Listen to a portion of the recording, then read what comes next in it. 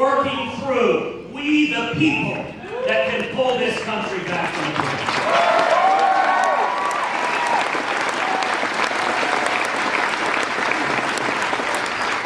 Every one of us understands the stakes. I'm curious, has anyone else in this room ever been burned by a politician?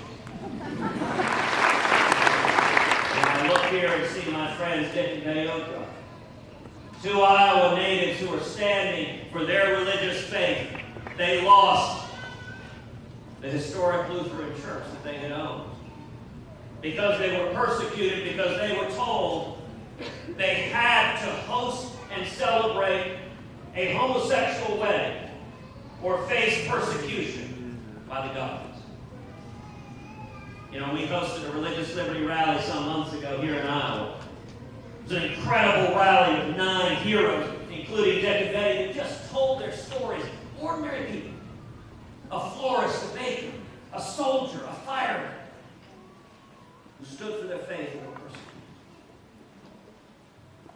If you believe religious liberty is fundamental, then the question we should ask of every one of these candidates is not, what do we say on the campaign trail? It's easy to say on the campaign trail, I'll defend religious liberty. Ask of every candidate, what have you ever done in your life to stand and fight for religious liberty? Put leaders in our own party. And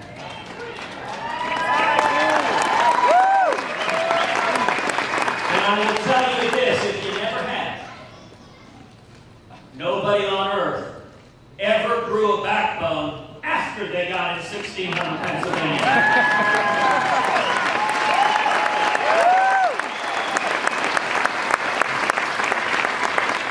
If a Republican candidate for president supported Barack Obama's TARP bailout of the big Wall Street banks, if a Republican candidate for president supported Barack Obama's stimulus and said the only problem is it needs to be bigger,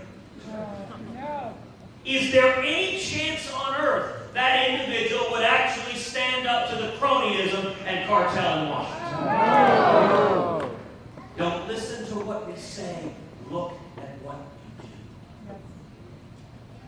The sixth battle with establishment Republicans to try to pass a massive amnesty.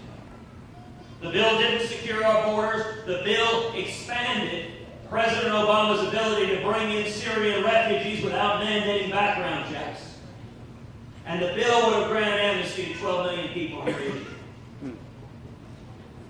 For everyone in this country, that was a time for choosing on which side do you stand. Now, there are individuals on that stage that answered that question and said, I stand with Chuck Schumer and Barack Obama, and I stand against the American people. The greatest national security threat facing this country is the threat of nuclear array. The most important determination the men and women of Iowa will make, the men and women of this country will make, is who is best prepared to be commander-in-chief.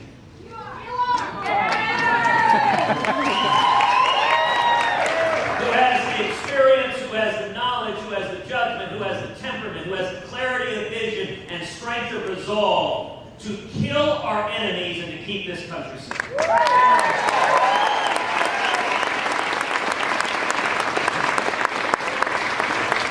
And so the question we should ask is, who has stood up and led the fight against this Iranian nuclear deal? Who has stood up and led the fight to go after radical Islamic terrorism? Who is prepared to keep this country safe?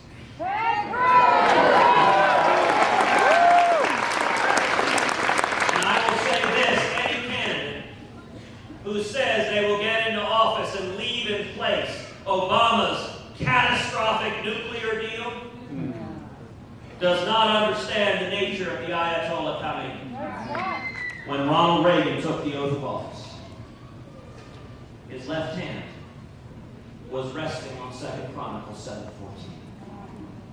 A very real and concrete manifestation of that promise from the Word of God.